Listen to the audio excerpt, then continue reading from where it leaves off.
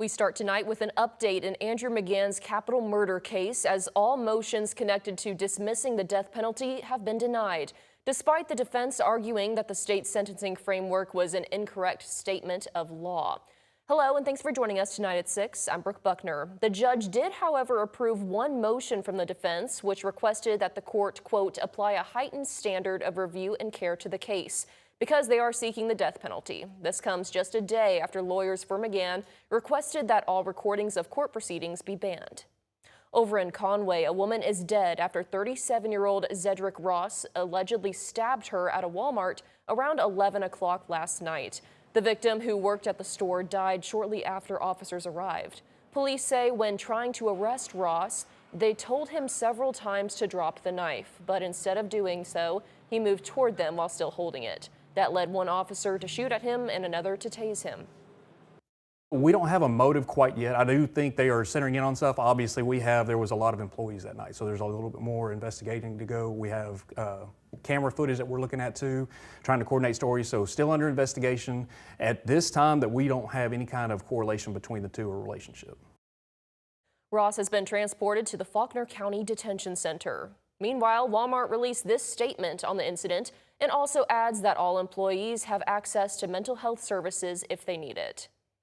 The family of 2-year-old in the Oak Grove section in North Little Rock are still in shock after a deadly dog attack over the weekend. Tonight, THV11's Maya Ellison spoke with her aunt and grandmother as they process the loss and work to keep the little girl's light shining.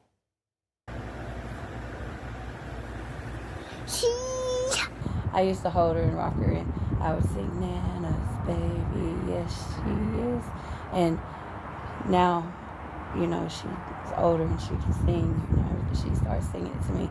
She would come up and grab my neck and she would rock me back and forth and sing it to me.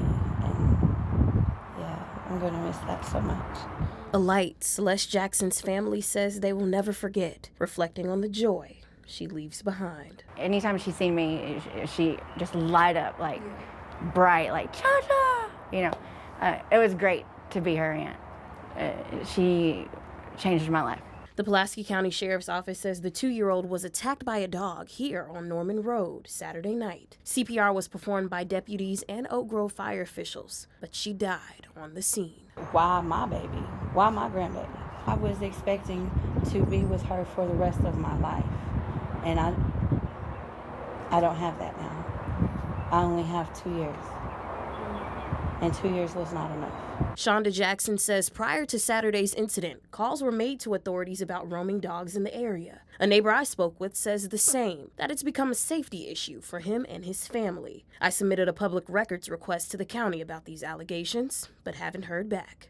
Had they came out and rounded up these loose dogs, stray dogs, whatever you want to call them, around the neighborhood, maybe none of this would have ever happened. According to Pulaski County officials, they follow an ordinance that requires at-large or stray dogs to be picked up by animal control, and dogs labeled vicious must be, quote, confined in a dwelling unit. And in a statement from the county's Animal Services Division, they say the dog involved is in custody, located as a stray, and that DNA samples have been collected and submitted to confirm the dog's identity. At this time, no charges or arrests have been made, but for Celeste's family, they say their hope is for answers and justice to ensure no one else has to live through a tragedy like this. Her body might be gone, but we're gonna do something to help the community and keep Celeste's name alive. Then the community needs to know that they're not allowed to have their dogs out running around. In North Little Rock, Maya Ellison, THV11 News. Thank you, Maya. The family tells THV11 they are seeking legal guidance and a GoFundMe has been created. Pulaski County Animal Control is still waiting on the DNA results to come back. This information can be found on our website, thv11.com. And tonight at 10, our latest THV11 investigation. We've heard of big plans for the Pines Mall in Pine Bluff, but could find no public announcement about the $62 million sale. And now there are growing concerns about who's behind it. The investigation you'll only see here tonight at 10. So much needed rainfall is on the way, but we have to wait a couple of more days. Saturday really is the day that we're expecting a strong front to bring us some beneficial rain. Could have a few strong thunderstorms along with that heavy rain. So a weather impact alert day has been issued for Saturday, April 4th. Pretty much during the daylight hours, we'll have periods of heavy rain. Strong to severe thunderstorms cannot be ruled out. The main threat, I believe, is going to be some damaging wind gusts. Make sure you have a way to receive severe weather information. I know a lot of activities gearing up for Easter Sunday happening on Saturday. Outside, we are looking at partly cloudy skies. There's a bit of a haze out there because of all the pollen that we have in the air, so the rain will certainly help out, and our temperatures are very warm. Changes beginning to take shape out to the west of us. There is a frontal boundary as well as a few thunderstorms come together in Oklahoma. Those storms may manage to make it into northwest Arkansas before they wither away. Here's your hour by hour for the rest of the night. Our temperatures will drop off into the lower 70s under mostly cloudy skies. I will have the latest timing for you on when we can expect those showers and storms for the weekend in just a few minutes. Brooke, back to you. Thanks, Tom. Heads up if you have United Healthcare. White River Health is now out of network for many plans. That includes commercial and Medicare Advantage patients starting today. Hospital and facility services are affected, so costs could go up. Doctor visits are still in network for now. If you're in treatment or pregnant, you may qualify for temporary coverage, but you need to apply by April 30th. The Supreme Court heard arguments today on President Trump's executive order to end birthright citizenship. And that debate could hit close to home here in Arkansas, more specifically Northwest Arkansas, because according to the U.S. Census, more than a quarter of people from Springdale are foreign-born. Other places, like Rogers and Washington County, also have a high percentage of foreign-born residents. Though the numbers are a little lower, closer to the metro, immigration attorney Nathan Bogart says if birthright citizenship is changed, the effects there could be devastating.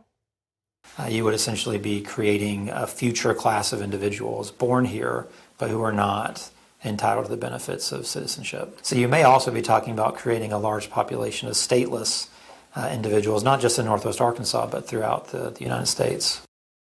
One of the main issues Bogart presented is if birthright citizenship is taken away, there may be hundreds of thousands of people born in the U.S. who don't have citizenship anywhere.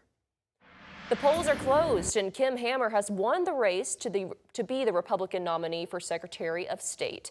Hammer has previously received the endorsement of Governor Sanders, Cole Jester, and Senator Tom Cotton, and is set to face the Democratic nominee Kelly Grapp and Libertarian Michael Packo in November. Army veteran Brian Norris ran on a pledge to use paper ballots instead of voting machines and says he is still weighing his options as they go through the certification process. And speaking of the governor, she and Department of Veterans Affairs Secretary Doug Collins met with officers in North Little Rock earlier today to focus on how to better protect and serve veterans. Leaders emphasized raising the bar for VA police with stronger training, better resources, and a focus on recognizing behavioral warning signs. The goal? Attract top recruits and better respond to veterans in crisis.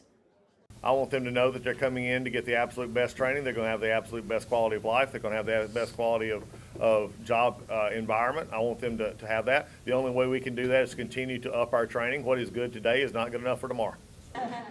He also says chaplains and police officers play a unique role oftentimes, serving as the first line of support for veterans who may just need someone to listen.